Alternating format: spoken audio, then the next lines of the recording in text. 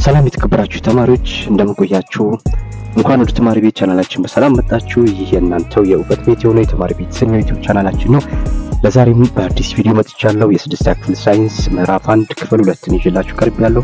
እስከ ቪዲዮ ፍጻሜ አብራችሁ እንድትቆዩ እየጋበዝኩኝ በቀጥታ ወደ ቪዲዮ አለፍኩኝ።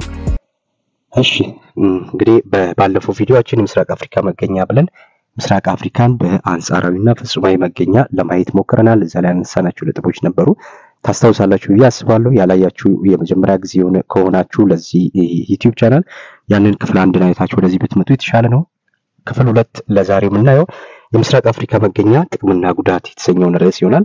እንግዲህ እዚህ ላይ የምናያቸው ምስራቅ አፍሪካ ስንል በክፍል 1 ላይ ምን ብለናል? የምስራቅ አፍሪካን አጠቃላይ በ5 ቀጠናዎች ከፍለን ነበር ያየነው። አራቱ መሰረታዊ አቅጣጫ በሚባሉት ነው። የመጀመሪያው በሰሜን አፍሪካ፣ ደቡብ አፍሪካ፣ ምስራቅ አፍሪካ፣ ምዕራብ አፍሪካ እንዲሁም ማዕከላዊ አፍሪካ ብለን በ5 ቀጠናዎች ነበር የከፈልነው። ስለዚህ ከነዚህ 5 ቀጠናዎች እኛ የምንገኝበት የምስራቅ አፍሪካን መገኛ ጥቅምና ጉዳትን እናያለን ማለት ነው።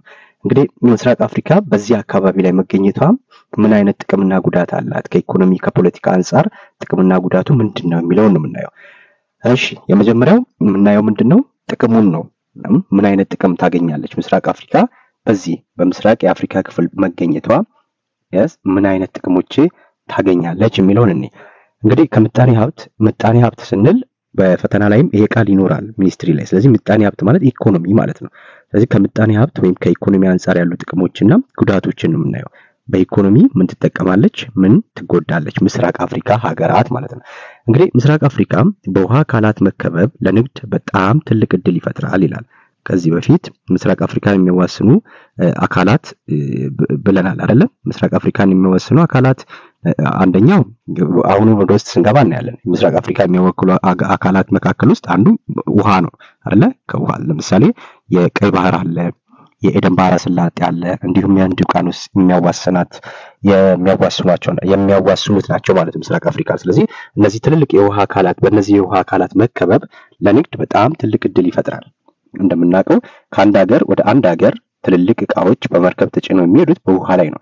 ስለዚህ ያ ደግሞ የራሱ የሆነ ለዛች ሀገር ወይም የወደብ ወይም የባህር በር ያላት ሀገር ከሆነች ትልቅ የገቢ ምንጫቸው ነው ማለት ነው። ስለዚህ መጀመሪያው ጥቅም ምንድነው? ጥቅሞችን በምናይበት ሰዓት ወይም መልካም አጋጣሚዎችን ስናይ የመጀመሪያው ጠንካራ ንግድ ይኖራል። አስተውሉ። የመጀመሪያው ብለን የምንለው ምንድነው? ጠንካራ ንግድ ነው። ፈተና ላይ የምትጠየቁት እንደነዚህ በጥቁር ቦልድ ተደርጎ የተጻፉትን ምርጫ ውስጥ ይኖራሉ። ግን እናንተ ዝርዝሩን ሐሳብ ማወቁ ለእናንተ ጠቃሚ ነው። እንግዲህ ምስራቅ አፍሪካ በውሃ አካላት መከበቧ የመጀመሪያው ጥቅም ጠንካራ ንግድ እንዲፈጠር ያደርጋል ማለት ነው። ይህ ደግሞ ጠንካራ ንግድ በደንብ ተጠቃሚ የሚሆኑት እነማን ናቸው ስንል የባህር በር ያላቸው ሀገሮች በቀላሉ ከሩቅ ከሚገኙ ውጭ ሀገራት ጋር መርከቦችን ተጠቅመው ምን ይላሉ? መገበያየት ይችላሉ ማለት ነው። መርከቦችን በመጠቀም መገበያየት ይችላሉ። ይህንን የባህር በር ያላቸው ሀገሮች ብቻ ናቸው ይህን ጥቅም ያገኙት። ግን ያ ማለት ምንድነው ባህር በር ስንል የሚለውን ለማስረዳት መጀመሪያ ባህር በር ስንል ምን እያልን ነው? እንግዲህ መርከቦችና ሌሎች የውሃ ላይ ተሽከርካሪዎች የሚቆሙበት አንድ መርከብ ከተለያየ ሀገራት ይመጣል በባህር ላይ። ስለዚህ ያ መርከብ መጥቶ እቃውን የሚያወርድበት ወይም የሚቆምበት እቃውን የሚያወርድበት ወይም የሚቆምበት ጭነት የሚጫንበትና የሚወርድበት እንዲሁም ተሳፋሪም ወይም ሌሎች እቃዎች የሚሳፈርበትና የሚወርድበት በባህር በውቅያኖስ ወይም በትልቅ ወንዝ ዳርቻ የሚገኝ ቦታ ነው ማለት ነው። ስለዚህ ቦታ ነው ባህር በር በምንልበት ሳለ። ስለዚህ እዛ አካባቢ ያሉ ሀገሮች ወይም የዛ ቦታ ባለቤት የሆኑ ሀገሮች ከፍተኛ ጠንካራ የንግድ ግንኙነት ከሌሎች ሀገራት ጋር እንዲኖራቸው ያስችላቸዋል ማለት ነው። እንዳትረሱ ይሄንን። ሁለተኛው የወደብ አገልግሎት ነው። እንግዲህ የወደብ አገልግሎት በምንልበት ሰዓት ላይ አሁን እንዳልነው ይህ የባህር በር የወደብ አገልግሎቱ ምንድነው ጥቅሙ ስንል እነዚህ የወደብ ባለቤት የሆኑ ሀገራት ለምሳሌ ምስራቅ አፍሪካ በመመለከት በዋናነት የወደብ አገልግሎት ተጠቃሚ የሆኑ ሀገራት እነማን ናቸው ሌላቸው ስለሚችል እነ ጅቡቲንና ኬንያን ማንሳት እንችላለን። የጅቡቲ ወደብ አላት፣ እንዲሁም ኬንያም ወደብ አላት። በዋናነት የንግድ እንቅስቃሴ የሚደረጉት በምስራቅ አፍሪካ ውስጥ እነዚህ ሁለት ሀገራት ላይ ነው። የኬንያው ሞምባሳ ወደብ ማለት ነው። ስለዚህ እነዚህ ሁለት ሀገራት እንደነዚህ ያሉ ሀገራት ትልልቅ ወደቦች አሏቸው ማለት ነው። ስለዚህ ይህ ወደባቸው ምንድነው ጥቅሙ ስንል የመጀመሪያው ኪራይ ነው። yes ያከራያሉ ለማ ለባህር በር የሌላቸው ወይም ወደብ ለሌላቸው ሀገሮች ያከራያሉ። ለምሳሌ በቀላሉ ለማስረዳት እኛ ለምሳሌ ኢትዮጵያ የባህር በር የሌላት ሀገር ናት አይደለ? ኤርትራ ከተገነጠለች በኋላ ወይም ከኤርትራ ከተለያየን በኋላ የባህር በር የለንም፣ በፊት ነበረን። ስለዚህ የባህር በር ስለሌለን ማንኛውም ከውጭ ሀገር የምናስመጣቸው ወይም ወደ ውጭ ሀገር ለመላክ የምንፈልጋቸው ነገሮች ሁሉ የምንጠቀመው በኩል በብዛት በዋናነት ጅቡቲን የምንጠቀመው ማለት ነው። የጅቡቲን ወደብ ነው የምንጠቀመው። ለምሳሌ እቃዎች በመርከብ ተጭኖ yes መድኃኒቶች ሊሆኑ ይችላሉ፣ ኤሌክትሮኒክስ እቃዎች ሊሆኑ ይችላሉ። ማንኛውም እቃዎች ከውጪ ከቻይና፣ ከአሜሪካ፣ ከራሺያም ሊሆን ይችላል ከየትም ሀገራት ላይ ተጭነው ወደ ኢትዮጵያ ለመምጣት ሲያስፈልግ በባህር ላይ ተጭነው ወዴት ይመጣሉ? ወደ ጅቡቲ ይመጣሉ ማለት ነው። ስለዚህ ጅቡቲ ወደብ ላይ ይራገፍና ከዛ በኋላ ከጅቡቲ ወደ ኢትዮጵያ ደግሞ በቀጥታ በትልልቅ መኪናዎች ይገባል ማለት ነው። አያችሁ። ስለዚህ እዛ ጅቡቲ ላይ ለምናወርደው እቃ ለምሳሌ ኢትዮጵያ በአመት እስከ 3 ሚሊዮን ዶላር ትከፍላለች። ብር ሳይሆን ዶላር ማለት ነው። ለማን የምትከፍለው? ለጅቡቲ። አያችሁ። የባህር በር ተጠቃሚ ወይም የወደብ ባለቤት የሆኑ ሀገራት ከፍተኛ ጥቅም ያገኛሉ ማለት ነው። ከኢትዮጵያ ብቻ በአመት አትሊስት ከ2 እስከ 3 ሚሊዮን ዶላር ታገኛለች። ማን? ጅቡቲ ማለት ነው። ኬንያም ልክ እንደዛ። ስለዚህ የወደብ አገልግሎት ተጠቃሚ ይሆናሉ የባህር በር ባለቤት የሆኑ ሀገራት ማለት ነው። ምን በማድረግ? አንድ በማከራየት ይጠቀማሉ። ሁለት ራሳቸው ከውጭ ለሚያስመጡት ማንኛውም እቃ ምን አይከፍሉም፣ እንደዚህ ኪራይ አይከፍሉም፣ የራሳቸው ስለሆነ ወደቡ ማለት ነው። ስለዚህ ትልቅ ወጪ ይቀንስላቸዋል፣ ትርፋማ ይሆናሉ ማለት ነው። ስለዚህ ሁለተኛው አገልግሎት ምንድነው? የወደብ አገልግሎት ተጠቃሚ ይሆናሉ። የወደብ አገልግሎትም የሚጠቀሙ እነማን ናቸው ስንል የባህር በር ወይም ወደብ ያላቸው ሀገራት ናቸው እዚህ ጋር የሚመለከታቸው ማለት ነው። ሶስተኛው በዚህ በትላልቅ የውሃ አካላት መከበባችን ምስራቅ አፍሪካ ከፍተኛ የሆነ የአሳ ሀብትና የቱሪዝም አገልግሎት ለማግኘት ያስችላል ማለት ነው። ስለዚህ የባህርና የሐይቅ ዳርቻዎች ለአሳ ማጥመድና ለባህር ዳርቻዎች ቱሪዝም ወይም የረፍት ጊዜ ማሳለፊያ ትልቅ ጥቅም አላቸው ማለት ነው። ስለዚህ እነዚህ ሶስቱ በውሃ አካላት መከበባችን ምስራቅ አፍሪካ መከበባ እነዚህ ሶስቱን ጥቅሞች ያገኛሉ። ከነዚህ ውስጥ ግን በዋናነት ተጠቃሚዎች ማን ናቸው ስንል የወደብ ወይም የባህር በር ያላቸው ሀገሮች ናቸው ማለት ነው። ይሄንን እንዳትረሱ። ፈተና ላይ ከዚህ ውጪ ምን ይጠይቋቸዋል? ሚኒስትሪ ላይ ከሚከተሉት ውስጥ ወደብ አገልግሎት ወይም የባህር በር ያላቸው ሀገሮች እነማን ናቸው ወይም የሌላቸው ሀገሮች እነማን ናቸው ብሎ ይጠይቃቸዋል። እንደነዚህ ያሉ ጥያቄዎችን ከዚህ ቪዲዮ መጨረሻ ላይ ስላዘጋጅላችሁ እነሱን መጨረሻ ላይ እንሰራለን። እሺ፣ አንደኛው ጥቅሞቹን እናየ ነው። ሁለተኛው የባህር በር ሌላው ነገር የምናየው ምንድነው? ጉዳት አለው ወይ? ጥቅሙን አየን አይደል? ጉዳት አለው ወይ ስንል ጉዳት ያለው ለማን ነው? ወደብ ወይም የባህር በር ለሌላቸው ሀገራት ነው። ስለዚህ ጉዳቱ ምንድነው ስንል ከፍተኛ የትራንስፖርት ወጪ።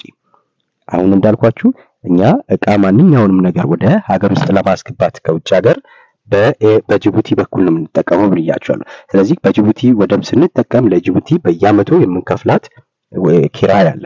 ስለዚህ ያ ኪራይ ከፍተኛ ዶላር ነው።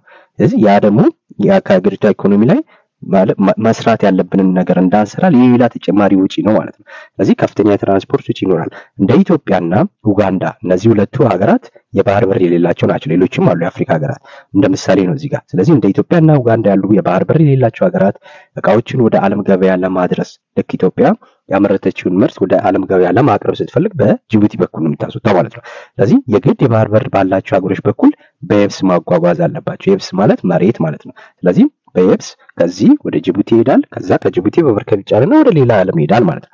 ለዛ ደግሞ የምንከፍለው ወጪ አለ። ስለዚህ ይህም ትልቅ ወጪ ወይም ገንዘብ እንዲያወጡ ያደርጋቸዋል ማለት ነው። ጉዳቱ ምንድነው? ከፍተኛ የትራንስፖርት ወጪ ይኖራል። እነማን ላይ? የባህር በር የሌላቸው ሀገሮች፣ ምሳሌ ኢትዮጵያ፣ ኡጋንዳ፣ እነዚህን መጥቀስ እንችላለን ማለት ነው። ሁለተኛው ጉዳቱ ምንድነው? ይህ ከኢኮኖሚ አንፃር ነው። ከፍተኛ የትራንስፖርት ወጪ ምንድነው? ከኢኮኖሚ አንፃር የባህር በር የሌላቸው ሀገሮች ወጪ ይዳረጋሉ ማለት ነው። ሌላው ጉዳቱ ከፖለቲካ አንፃር ነው። እንግዲህ ከፖለቲካ አንፃር ያለው አሉታዊ ተጽዕኖ ምንድነው? የቀኝ ገዢዎች መግቢያ ይሆናል ማለት ነው። የዓለምን ታሪክ ወይም አፍሪካን ታሪክ በምናጠናበት ሰዓት ላይ የአፍሪካ ሁሉም ሀገራት በቀኝ በተገዙ ሰዓት ላይ ኢትዮጵያ ብቻ ናት በቀኝ ያልተገዛችው አይደለ?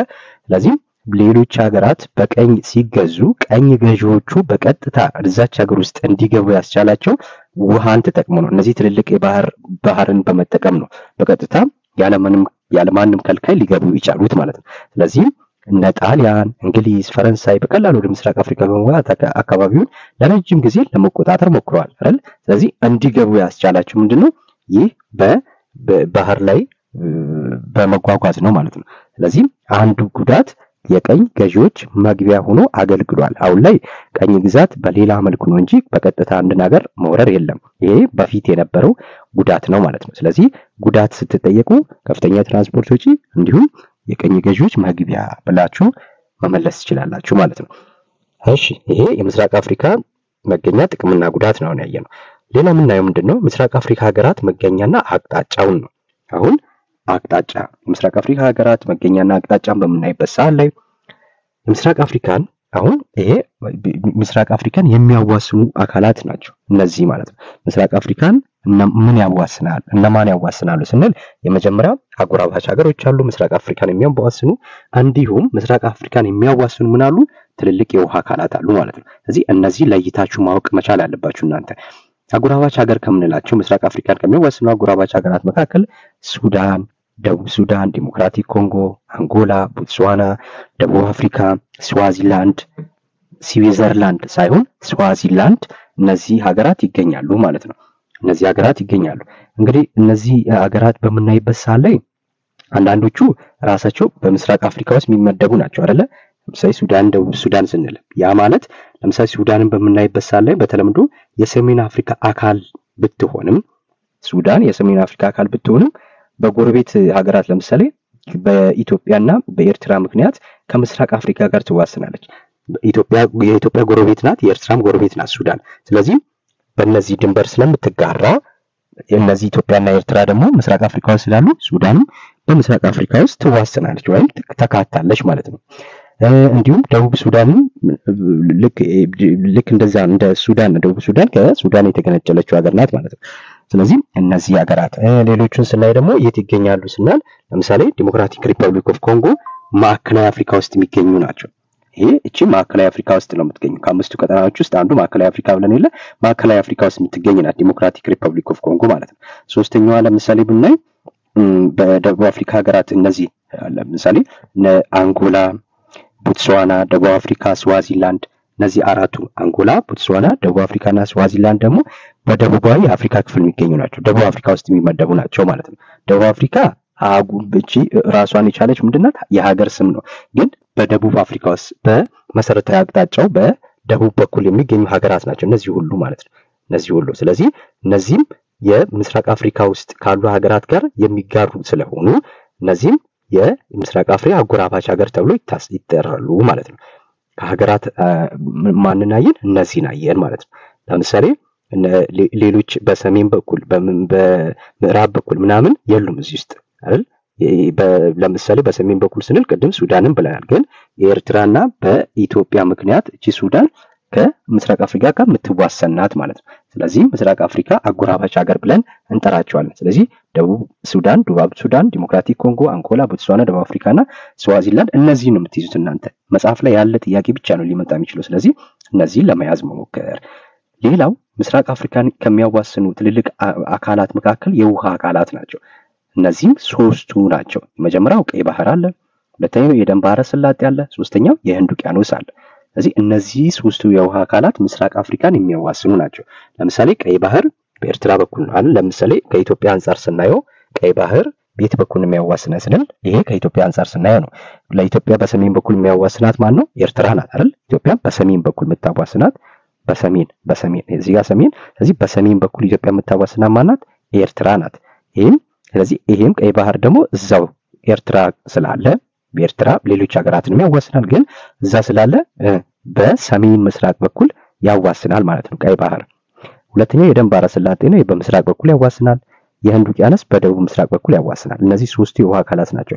ከነዚህ ከሶስቱ የውሃ አካላት ምስራቅ አፍሪካን ከሚያዋስኑ የውሃ አካላት መካከል ትልቁ ማን ነው ስትባሉ ይጠየቃል። እንደዚህ አይነት ጥያቄዎች የህንድ ውቅያኖስ ነው። ይሄ ውቅያኖስ ነው። ሌሎቹ ባህር ናቸው። ውቅያኖስ ከባህር ይገዝፋል፣ ይተልቃል ማለት ነው። ስለዚህ የህንድ ውቅያኖስ ትልቁ የውሃ አካል ነው ማለት ነው። እነዚህ ሶስቱ ሀገራት ላይ ነው እነዚህ ሶስቱ የውሃ አካላት ላይ ነው ትልልቅ የንግድ እንቅስቃሴዎች የሚደረጉት ያስ ለምስራቅ አፍሪካ መግቢያና መውጫ የንግድ እንቅስቃሴ የሚደረግባቸው እነዚህ ሶስቱ ቀጠናዎች ላይ የውሃ አካላት ላይ ነው ማለት ነው ምስራቅ አፍሪካን የሚያዋስኑ አጎራባች ሀገራትና የውሃ አካላትን ያየነው ማለት ነው ኦኬ አሁን ምስራቅ አፍሪካን በዋናነት ቅድም ያየናቸው ሁለቱ አሉ አሁን ምስራቅ አፍሪካን የሚያዋስኑ አካላት 5 ናቸው ኖርማሊ እንዳትረሱ 5 ናቸው ከአምስት ውስጥ ሁለቱ ዋና ናቸው አጎራባች ሀገራትና መጀመሪያ ላይ ያልነው ማለት ነው አጎራባች ሀገራትና ምን ብለናል የውሃ አካላት እነዚህ ሶስቱ ደግሞ ንዑስ ክፍሎች ናቸው ንዑስ ክፍሎች ናቸው ምስራቅ አፍሪካን ንዑስ ክፍሎች የሚያዋስኑ ናቸው እነዚህም ንዑስ ክፍል ምንለው ለምሳሌ የታላላቅ ነው ንዑስ ክፍል የምስራቅ አፍሪካ ንዑስ ክፍሎች ስንል የታላላቅ ሐይቆች ክልል እዚህ ጋር ምን አለ ክልል አለ እዚህ ጋር እቺ ክልል ማለት ነው ኦኬ ስለዚህ ምስራቅ አፍሪካን ከሚያዋስኑ ሌላው ምንድነው ይሄ እሺ የታላላቅ ሐይቆች ክልል ተብሎ የሚጠሩ ሀገራት አሉ አሁን ፈተና ላይ እንዴት ነው የምትጠየቁት ከሚከተሉት ውስጥ የታላላቅ ሐይቆች ክልል የሆነው ሀገር የትኛው ነው ልትባሉ ትችላላችሁ የታላላቅ ሐይቆች ክልል የሚባሉት ዩጋንዳ ኬንያ ታንዛኒያ ሩዋንዳና ብሩንዲ እነዚህ ሀገራት ምንድናቸው በምስራቅ አፍሪካ ውስጥ ከሚገኙ ትልልቅ የሐይቆች ክልል ናቸው ማለት ነው የታላላቅ ሐይቆች ክልል ብለን ምንጠራቸው እነዚህ 5 ሀገራት ነው እንዳትረሱ የታላላቅ ሐይቆች ክልል ሲባል ዩጋንዳ ኬንያ ታንዛኒያ ሩዋንዳና ብሩንዲ ትልልቅ ሐይቆች ክልል ሁለተኛው ምድብ ደግሞ ምስራቅ አፍሪካን ከፍለን የምናይበት ይሄ የአፍሪካ ቀንድ ሀገሮች የሚባሉ አሉ እነዚህ ምስራቅ አፍሪካ ሀገሮች ናቸው እዚህ ውስጥ ምንጠራቸው ስለዚህ የአፍሪካ ቀንድ ሀገሮች ሲባል ደግሞ በአፍሪካ ቀንድ ላይ የሚገኙ አፍሪካ ቀንድ ስንል ካርታውን አሳያቸዋለሁ ስለዚህ የአፍሪካ ቀንድ ሀገሮች ተብለው የሚጠሩት ኢትዮጵያ ኤርትራ ጅቡቲና ሶማሊያ እነዚህ አራቱ ብቻ ናቸው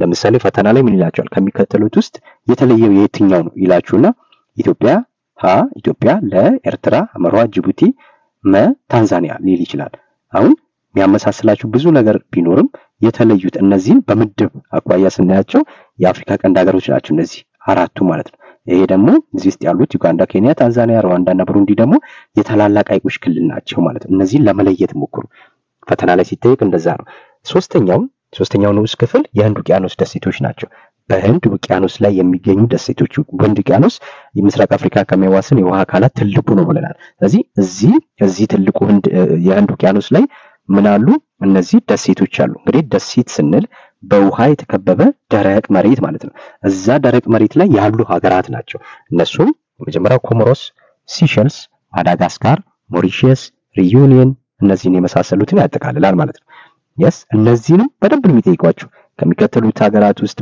በህንድ ውቅያኖስ ደሴቶች ላይ የሚገኘው ወይም የማይገኘው ሊላችሁ ይችላል ስለዚህ እነዚህን ለመለየት ሞክሩ ኮሞሮስ ሲሸልስ ማዳጋስካር ሞሪሺየስ ሪዩኒየን እነዚህ በህንድ ውቅያኖስ ላይ የሚገኙ ደሴት ሀገራት ናቸው ማለት ነው ምስራቅ አፍሪካን የሚያዋስኑ ክልሎችን ያየነው አሁን ቅድም ምን ብለናል የአፍሪካ ቀንድ በምንልበት ሳለ ሉክ እዚህ ጋር አሁን ይሄን ካርታ ስታዩት እዚህ ጋር ወጣ ያለ አለ አይደል ይሄ ስለዚህ ይሄኛው ወጣ ያለው እዚህ አካባቢ የሚገኙ ሀገራት የአፍሪካ ቀንድ ሀገራት ተብሎ ይጠራሉ እነሱም 4 ናቸው ብለናል አይደል ይሄው እዚህ ጋር ማን አለች ጅቡቲ አለች ኤርትራ እዚህ ጋር አለች ኢትዮጵያ እዚህ ጋር አሁን ቅድም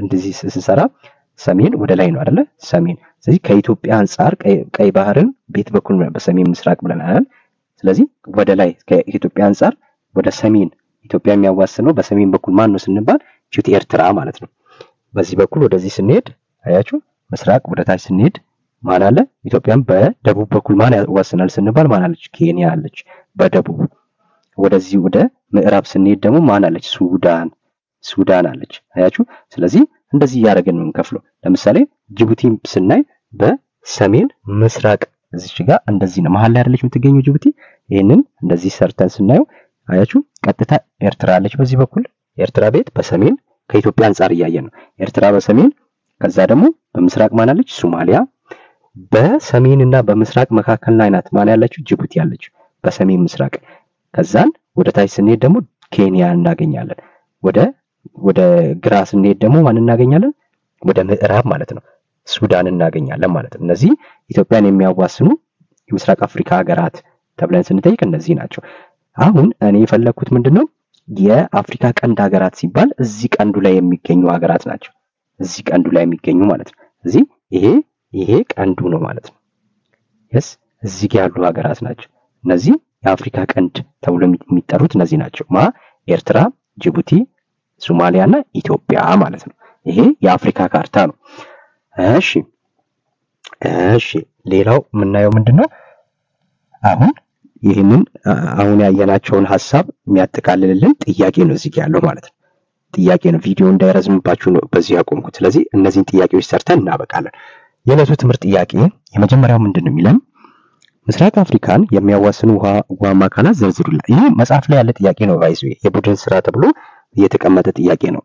እንደዚህ አይነት ጥያቄዎች ሚኒስትሪ ላይ ስለሚመጡ ነው እዚህ ጋር የሰራውላችሁ። ስለዚህ ምስራቅ አፍሪካ የሚያዋስኑ የውሃ አካላት ዘርዝሩ። አሁን በፈተና ላይ ሲሆን በሚኒስትሪ ላይ ሲሆን ምንድነው በምርጫ ነው የሚመጣው። ስለዚህ እናንተ ማወቅ አለባችሁ። ምስራቅ አፍሪካን የሚያዋስኑት ወይም በአጠገቧ የሚገኙት ዋና የውሃ አካላት የሚከተሉት ናቸው። አንደኛ ቀይ ባህር ነው።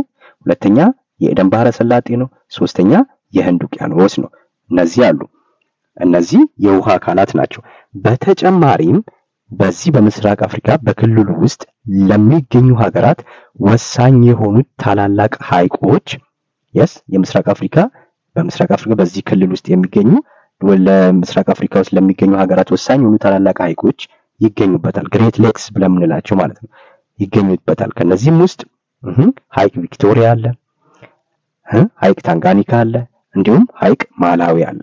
ስለዚህ እነዚህ ሶስቱ ደግሞ ምንድናቸው? ትልልቅ ሐይቆች ናቸው ማለት ነው።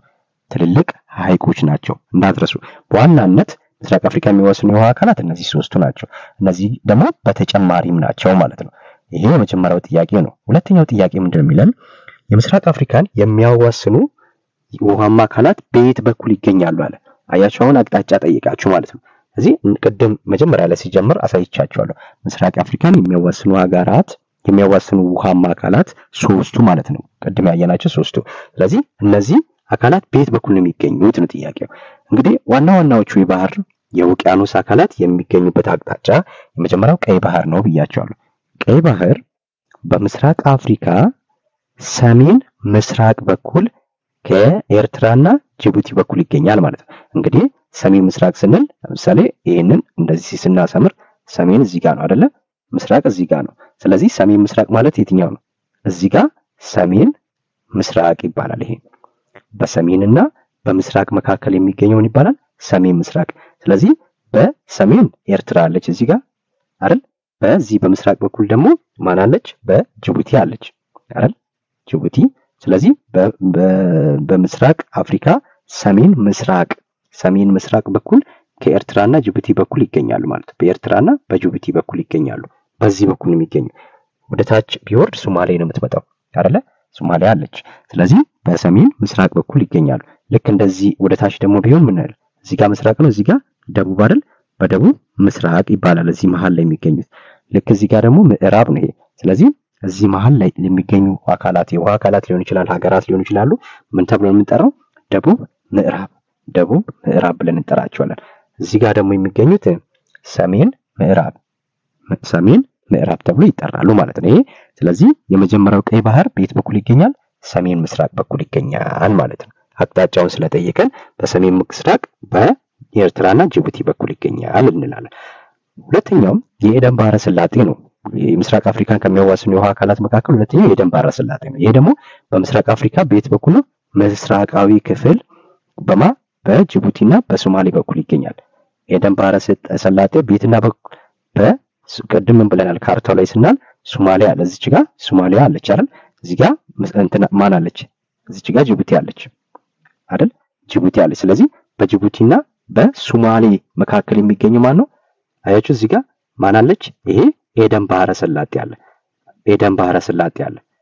ጅቡቲ ለኤደን ባህረ ሰላጤም ጅቡቲ ለቀይ ባህርም ማዕከላዊ ቦታ ናት። አያችሁ።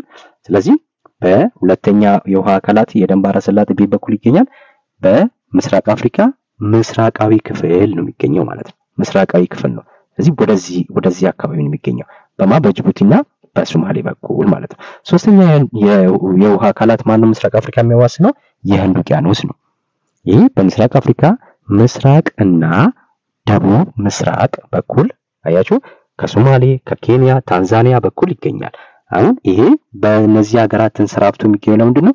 ትልቅ የውሃ አካል ነው። ይሄ ትልቁ የውሃ አካል ማን ነው? የህንድ ውቅያኖስ ነው ማለት ነው። እነዚህ ሶስቱ ሀገራት የውሃ አካላትን መዘንጋት የለባችሁም። ኦኬ ሶስተኛው ጥያቄ የባህር በር ያላቸው የሌላቸው ምስራቅ አፍሪካ ሀገራትን ዘርዝሩ ነው የሚለው። ስለዚህ የባህር በር ያላቸው እነማን ናቸው? የሌላቸው እነማን ናቸው? ይሄ ፈተና ላይ ሊመጣ ይችላል። ስለዚህ እነዚህን ማወቅ ይገባቸዋል። የባህር በር ያላቸው ሀገራት ኮስታል ኦር ማሪታይምስ ምንለው ይሄ እናንተ ላይ በእንግሊዝኛ ሳይሆን አማርኛው ስለሚመጣ ለአንድ ወቅት ከተባለ ደግሞ የባህር በር የሌላቸው ናቸው። ስለዚህ ባህር በር ያላቸው ሀገራት እነዚህ ከኬት በቤት ነው ያለው በምስራቅ አፍሪካ ውስጥ ከሚገኙ ሀገራት መካከል እነዚህ የባህር በር ያላቸው ናቸው። ለምሳሌ እዚህ ጋር ኬንያ አለች። yes ቅድም ምን ብለናል? ሞምባሳ የኬንያ ወደብ ሞምባሳ ይባላል። ኬንያ አላት፣ ታንዛኒያ አላት፣ ሶማሊያ አላት፣ yes ኤርትራ አላት፣ ጅቡቲ አላት፣ ሞዛምቢክ አላት። እነዚህ ሀገሮች የባህር በር ያላቸው ናቸው። ስለዚህ የባህር በር ምንድነው የሚጠቅመው ስንል አንደኛው የተቀላጠፈ የንግድ እንቅስቃሴ ከሌሎች ሀገራት ጋር ለማድረግ ይጠቅማል። ሁለተኛው ወደብ ወይም የባህር በር ለሌላቸው ሀገራት አከራይቶ በየአመቱ ኪራይ ያገኛሉ ማለት ነው። ስለዚህ ይሄ ለኢኮኖሚ ወይም ለኢኮኖሚ ያለው አስተዋጽኦ ከፍተኛ ነው።